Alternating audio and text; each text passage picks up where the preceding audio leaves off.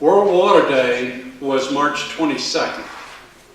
Earth Day is April 22nd. Here at High Plains, we've decided to honor both days somewhere in the middle. Our seventh principle states, we, the member congregations of the Unitarian Universalist Association, covenant to affirm and promote respect for the interdependent web of all existence of which we are a part. What does this mean for us, and how do we honor this seventh principle? One way is with the UUA's, it's the Unitarian Universalist Association, Green Sanctuary Program, which provides a structure for congregations to examine their current environmental impact and move towards sustainable practices. The program has 4 focus areas: environmental justice, which recognizes that marginalized communities are often hit hardest by environmental crises. Environmental justice emphasizes a shift from providing charity to working in solidarity with communities most affected by climate change. Worship and celebration. As we work together towards a cleaner, more just, and sustainable world, worship enables us to stay connected to each other and to celebrate the work we have accomplished. Religious education, shaping more than just minds. It shapes attitudes and practices. And lastly, sustainable living, which requires us to treat the world more gently by using fewer resources and being mindful of the choices we make. As we light our chalice this morning, please hear these words from Chief Seattle. You may have heard these words before, but they continue to resonate with me because of the truth they speak. Teach your children what we have taught our children, that the earth is our mother. Whatever befalls the earth befalls the sons and daughters of the earth. If men spit upon the ground, they spit upon themselves. This we know. The earth does not belong to us. We belong to the earth. This we know. All things are connected, like the blood which unites one family. All things are connected. Whatever befalls the earth befalls the sons and daughters of the earth. We did not weave the web of life. We are merely a strand in it. Whatever we do to the web, we do to ourselves.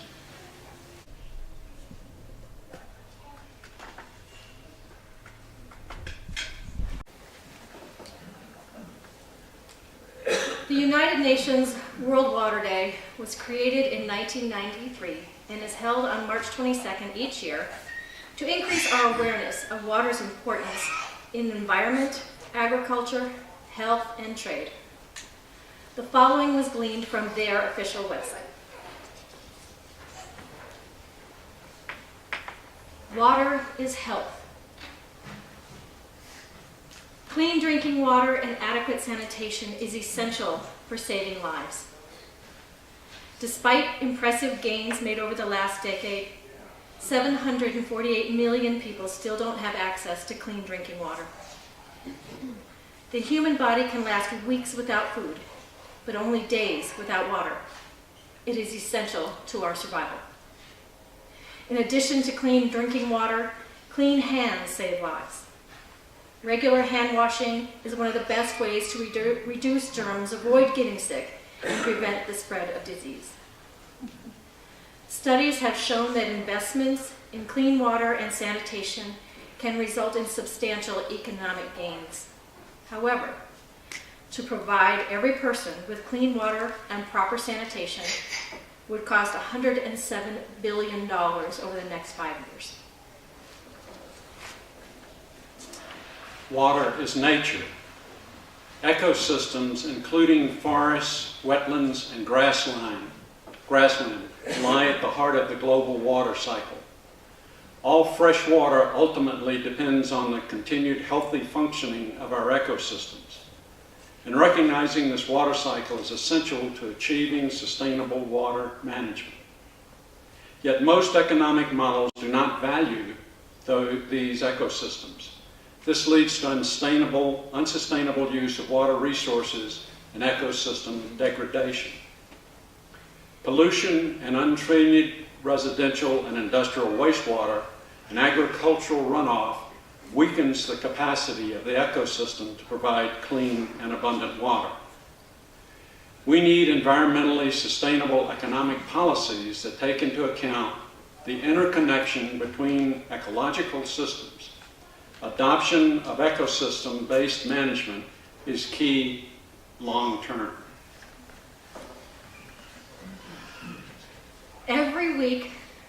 Water is urbanization. Every week, 1 million people move into the cities. Today, 1 in 2 people live in the city, and the world's cities are growing at an exceptional rate. 93% of urbanization occurs in poor and developing countries, and nearly 40% of the world's urbanization is into growing slums.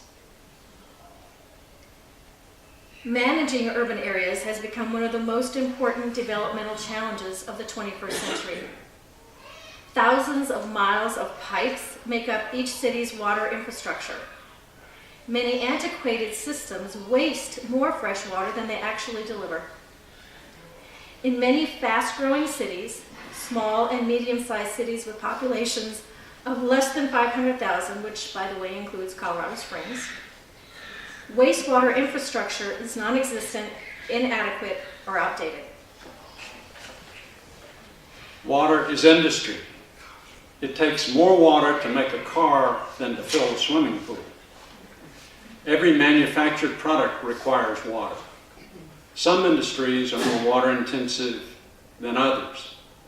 Did you know that it takes over 2.5 gallons of water to make 1 sheet of paper? Think of that the next time you print something at work, or here for that matter. Industrialization can provide many benefits to humanity. However, at the end of the day, industry's priority is making money, not water efficiency and conservation. Technology and smart planning can significantly reduce water use and can improve the quality of wastewater. Some progressive textile manufacturers have introduced technology that ensures water coming out of the mill is as clean or cleaner than the water coming in from the town's drinking water. So it can be done. Water is energy. Water and energy are inseparable friends and natural partners. Water is required to generate energy, and energy is required to deliver water. Today, over 80% of power generation is by thermal electricity. Water is heated to create steam to drive electrical generation. Then billions of gallons of water are needed for cooling. Worldwide, hydropower accounts for 16% of global electricity production. In the next 20 years, an expected 3,700 major dams may more than double hydropower capacities. Renewable energy, such as sunlight, wind, tide, and geothermal heat, do not require large quantities of fresh water. Water is food. Economic growth and individual wealth are shifting diets from predominantly starch-based to meat and dairy-based, which requires more water. Producing 1 pound of rice, for example, requires just over 450 gallons of water. 1 pound of beef, on the other hand, requires 2,000 gallons. This shift in diet is the greatest to impact water consumption over the past 30 years.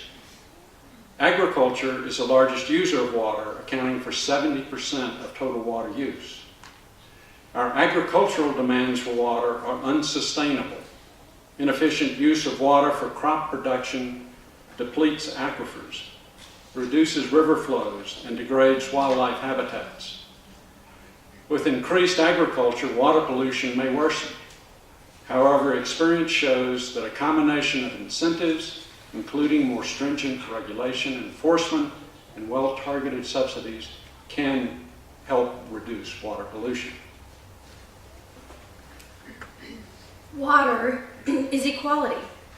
Every day, women around the world spend 200 million hours carrying water. In developing nations, the responsibility for collecting water falls disproportionately on women and girls. On average, these women spend 25% of their day collecting water. This time is not spent working at income-generating jobs, caring for families, or attending schools. In addition, natural hazards, such as hurricanes and tornadoes, strike the poor and dispossessed unequally. But much can be done to reduce the high number of deaths and destruction. Ill-advised human activity can both create and accelerate the impact of water-related disasters. These threats have been increasing with climate change and human activities in the north and south and from east to west. But with preparedness and planning, fatalities and destruction can be decreased. While the global community has committed itself to the principles of coherent disaster prevention and response, we now need concrete and significant changes to make this happen. Think back to 1970, the height of the hippie and flower child culture, the death of Jimi Hendrix, the last Beatles album, and Simon and Garfunkel's Bridge Over Troubled Water. Protest was the order of the day, but saving the planet was not the cause. While students were protesting the Vietnam War, Americans were slurping leaded gas through massive V8 sedans. Industry belched out smoke and sludge with little fear of legal consequences or bad press. Air pollution was commonly accepted as the smell of prosperity. Environment was a word that appeared more often in spelling bees than in the evening news. Although mainstream America remained oblivious to environmental concerns, the stage had been set for a change by the publication of Rachel Carson's bestseller Silent Spring in 1962. The book represented a watershed moment for the modern environmental movement, selling more than 500 copies in 24 countries. Silent Spring raised awareness and concern for living organisms, the environment, and public health. The first Earth Day, celebrated in 1970, capitalized on the emerging consciousness, channeled the energy of the anti-war protest movement, and put environmental concerns front and center. Much like 1970, Earth Day today comes at a time of great challenge for the environmental community. Climate change deniers, well-funded oil lobbyists, reticent politicians, and a disinterested public all contribute to a strong narrative that overshadows the cause of progress and change. Earth Day broadens support for environmental programs, rekindles public commitment, and builds community activism. More than 1 billion people will participate in Earth Day activities this year. Earth Day 2015 will focus on the unique environmental challenges of our time. As the world's populations migrate to cities, as the bleak reality of climate change becomes increasingly clear, the need to create sustainable communities is more important than ever. With smart investments in sustainable technology, forward-thinking public policy, and an educated and active public, we can transform our cities and forge a sustainable future.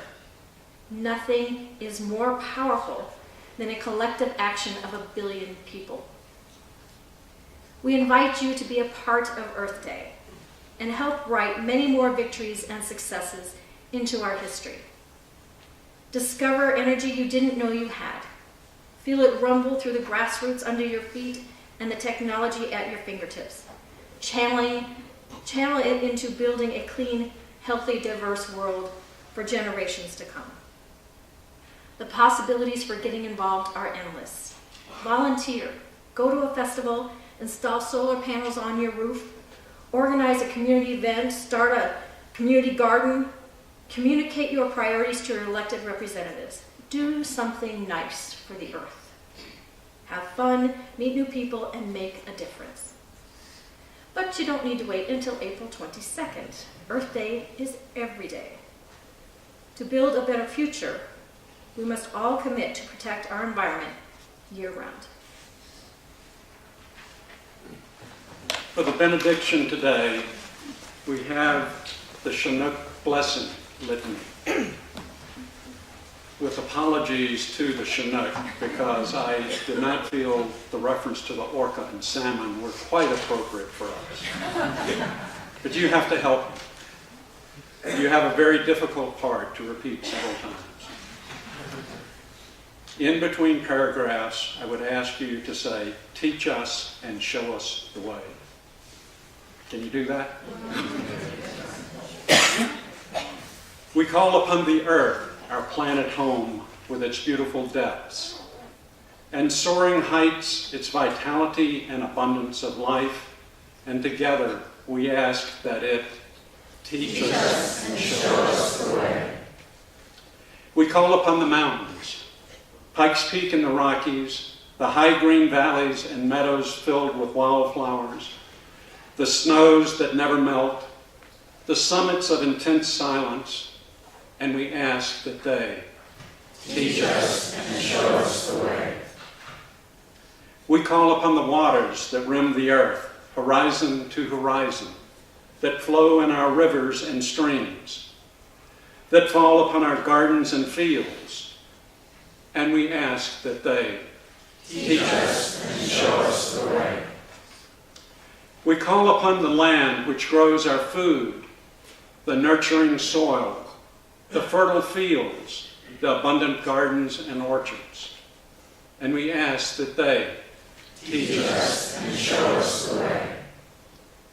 We call upon the forests, the great trees reaching strongly to the sky with earth in their roots and heavens in their branches, the fir and the pine and the cedar, and we ask them to teach us and show us the way.